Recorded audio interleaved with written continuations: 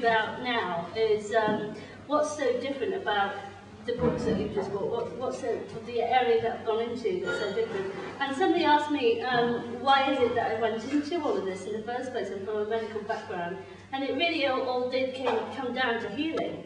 You know, so people in this room are healers. So when I was in medical practice, as I trained as a GP, and I was doing my GP training, which is working as an SHO and various things like paediatrics A&E, and I was doing all of that. I was in very much the acute, the cold face of medicine, and I realised that a lot of patients I was training as a healer at the same time, and I realised that a lot of patients could be helped by healing. And if only they actually knew how to integrate it into the NHS. I wasn't actually thinking to myself you could replace orthodox medicine with healing. I thought just a few patients, if you know, say they're going through chemotherapy, I started to wonder what it would be like to actually have healing like Reiki or spiritual healing as an adjunct to what they're going through already. And I really do believe still that that could be a great asset to the NHS. But I realised that what was happening was the medics that I was surrounded by, the doctors, didn't really understand how healing worked. They were very suspicious of it. Anything like chakras or anything, you know, they're very much, no, go away, don't talk to me about that. But they ridicule it, quite frankly. And so, you know, I realised that in order to get the message across, you'd have to very simply say how modern physics, ideas in modern physics, actually explain things like distant healing. And so that's why I set out to write this book about 12 years ago now, actually. I started to gather this information, and it started to accrue. All the research that I did started to come together, and so it was way before this was a sort of trendy subject, really. And so I went to various lectures around the world. I travelled to America. I spent time with people like Amit Goswami, and slowly the ideas of the book really started to crystallise and come together. And it was when I was, you know, full on writing the book. I actually started the book without knowing how it would all come together, and I was doing lectures at the same time. I thought, I know it's sort of going to come into a big picture, but I don't really know why. Don't really know how. And I was actually taking a break, and I was trying to bring a lot of ideas together in cosmology. Cosmology is the study of the universe, as it is.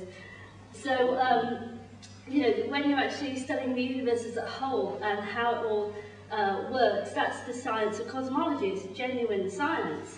So I was looking at a lot of those things and looking at a lot of those problems, and suddenly I was actually sitting on an oak tree, on a branch of an oak tree, just dangling my legs, walking my dog, and suddenly I was in it. I was actually understood how a lot of the problems that I was looking at, like Hawking radiation and a lot of things that I was looking at, actually came together in a whole. And that was back in 2003. I had a massive vision. I can't really transmit. I'm sure if anybody's had a sort of vision, they know that it's not something you put into words that easily, but you just know.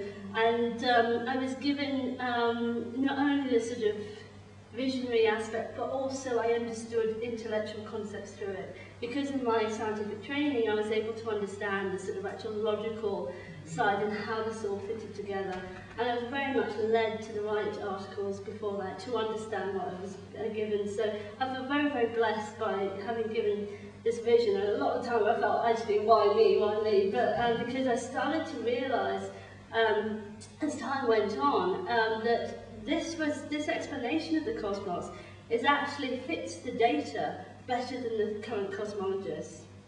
Okay, and I might not be able to go into all the details as to why, but it's all in the book as to why it actually fits better than Big Bang Theory and all of the things that we're talking about. Okay, so that's what we're calling the black hole principle, the black hole creation principle. And as I sort of alluded to earlier, since I discovered it, I found that it's mentioned in the Gnostic Gospels and various elements. If you look at various elements of religion, having read what the black hole principle is about, you can actually see that it's discussing these things. So in the book I mentioned how it fits with the Kabbalistic and the Taoist philosophies. You know, so it's actually there, and I do believe that the universe actually works in a certain way, but a lot of the time science is done by trying to impose our will on what we think the universe is about. And actually a lot of the big breakthroughs have been from listening to the universe, being still in consciousness and actually hearing what the universe has to say. And I think those trees have got quite a lot to say about gravity, actually, because I don't think it's a coincidence that, you know, I was sat in a tree and Newton got all this stuff about, not comparing myself to Newton, but I mean, you know, he was told a lot of stuff next to a tree, you know, so it's, I think I know an awful lot of it. So, you know, listening to the wisdom of the universe and the wisdom of nature actually gives us our answers. So it's from here inwards, rather than imposing our will on what we think the universe should behave. So, as I said, I've just got lots and lots of data together since then, and I really got to the point where I was going, I have to publish this. You know, it's just too big, I have to publish it. So that's what you'll find in part 5 of the book. And what we found in this beginning of the century is everywhere we've looked, we're really seeing black holes. And the way that we see them is through spinning, very bright spinning light. And actually, ironically see them because they've got streaming things streaming out of them. Okay, so this very, very fast spinning matter around this dark centre. And that's what we see. We see certain things like dark matter and antimatter around them. And does anybody know where we're finding black holes? In the centre of the galaxy? In the centre of the galaxies. Yeah, so it's actually in the centre of all the neighbouring galaxies. We started to look at galaxies like Andromeda and all these neighbouring galaxies, and we're finding the same sort of pattern everywhere. We're finding supermassive black holes at the centre of all the galaxies. And I realised that actually light doesn't have space and time. As we said earlier, photons do not have space and time. So how are they going at a speed? So I realised that what's actually happening is light is not really a thing that's moving.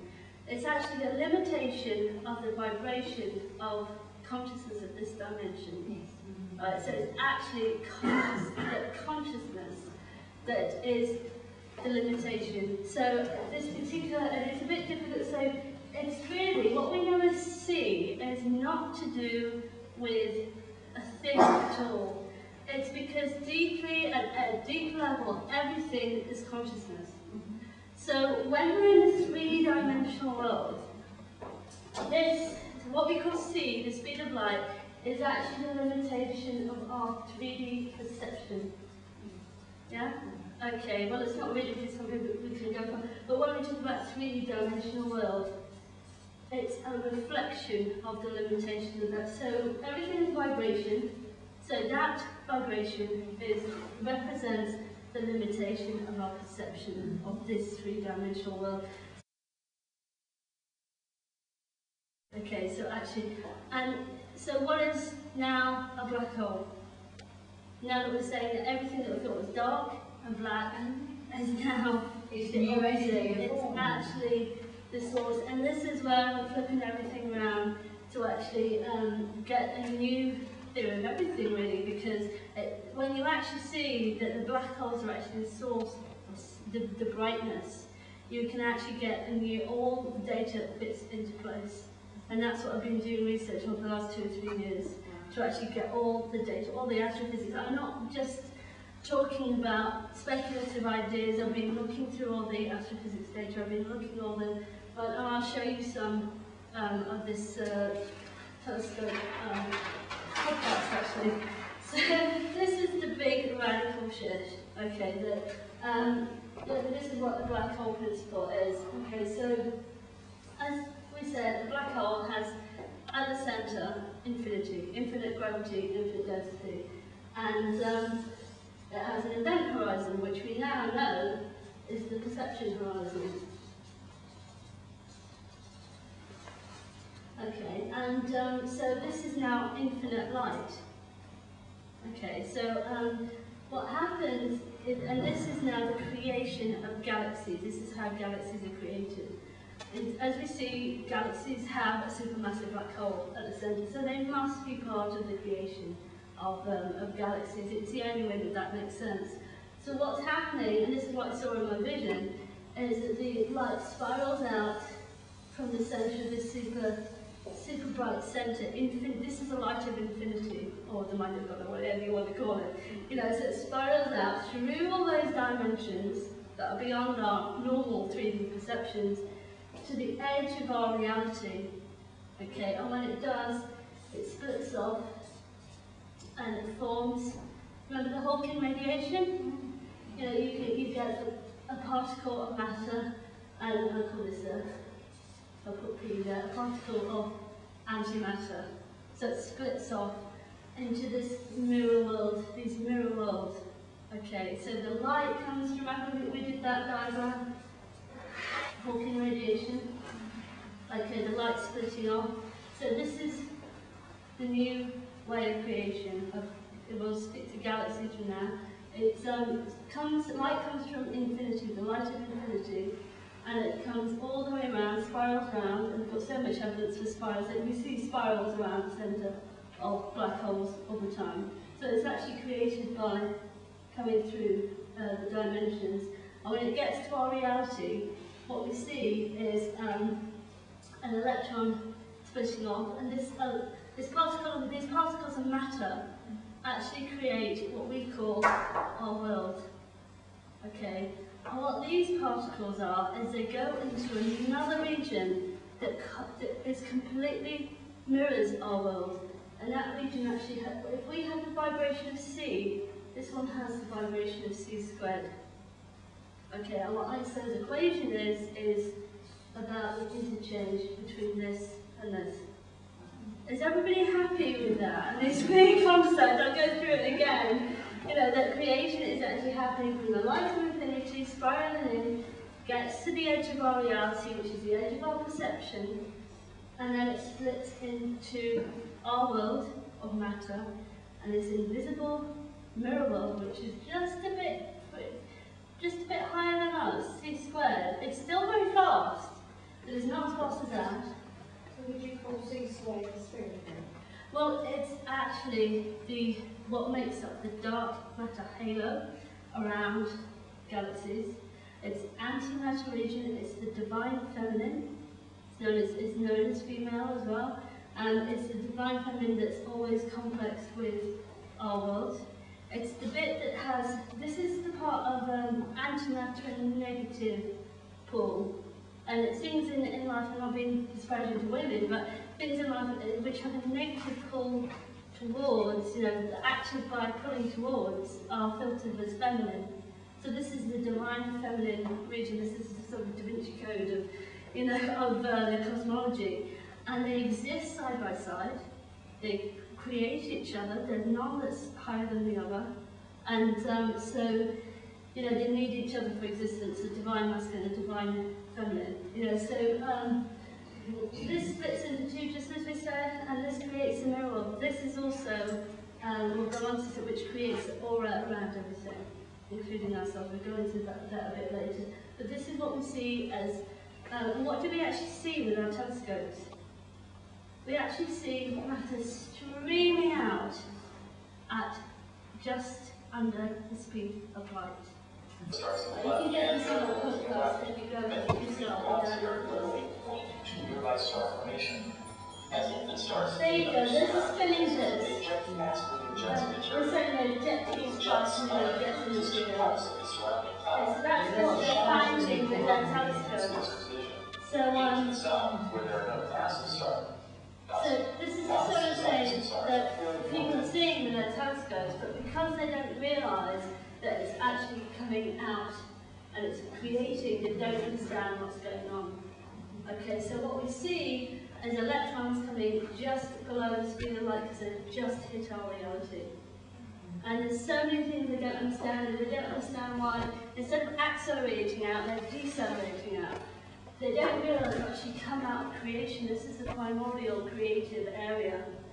And the universe is actually being created. They're missing all of this area. And if anybody's interested in this 50-60-year-old problem of gamma ray bursts coming out as a big problem in cosmology, it's actually the, remember I said it goes both ways? Okay. When the positron and electron actually go back again, they actually move, and remember it's always cycling.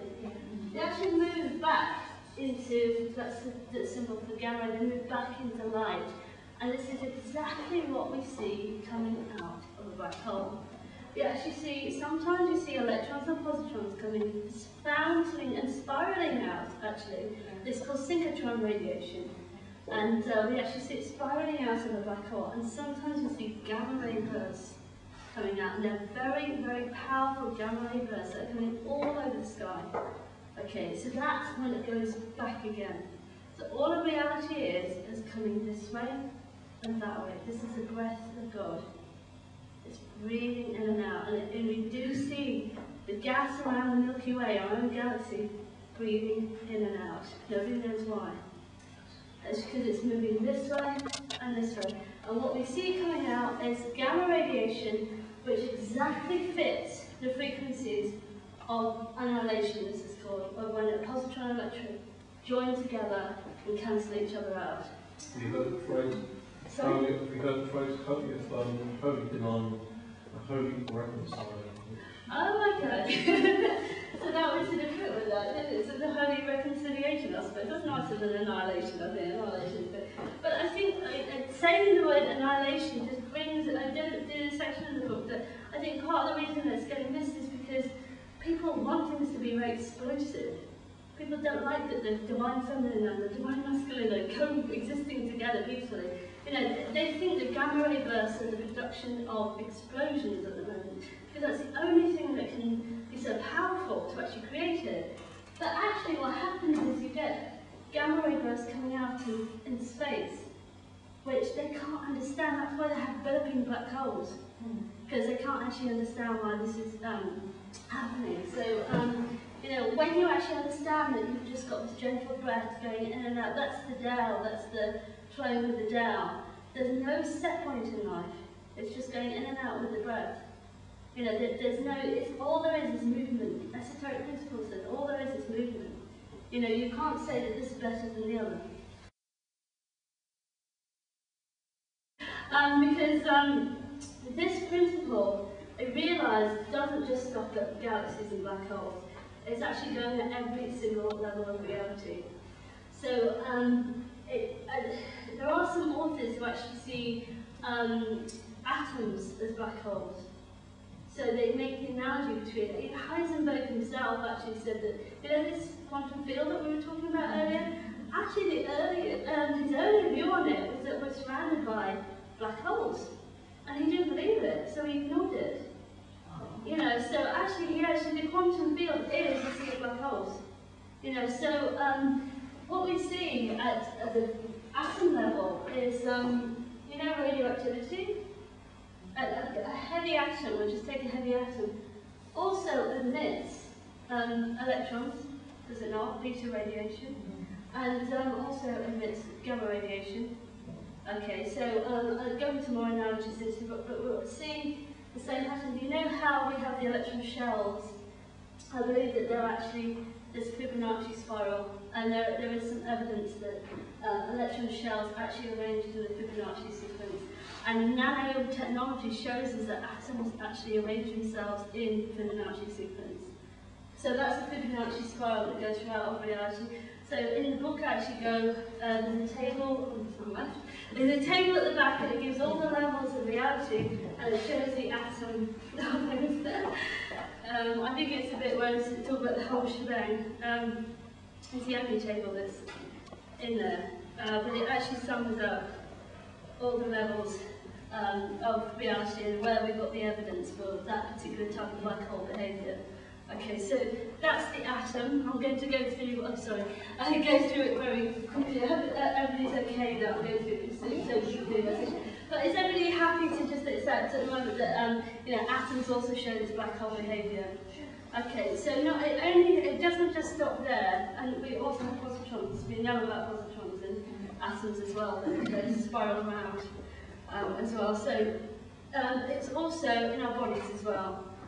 And what we know as the chakras, they're spinning areas of our bodies that actually give out, that make us up. So the electrons go on to make our bodies, and the positrons go on to make our auras. Okay? Is everybody sort of happy with that? Okay, and so this is what I was going to leave because we're getting on to it. So if we are made up of positrons and an electron region, and the two combine to make light. So how do you relate the soul to this? The soul to all of this. I think this is, we are actually all linked by the infinity at the centre of all of this. And so what you might call soul, well actually we're, the depth, we all are infinity. We are infinite, the mind of God, the depth, and we're sort of coming into the habitation of a body just to experience some separation. I mean, earlier you said you receive this.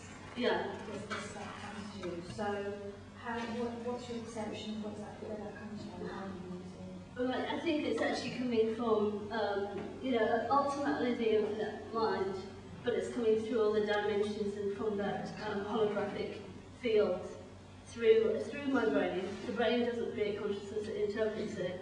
So it comes through the brain so that I can speak it all, so...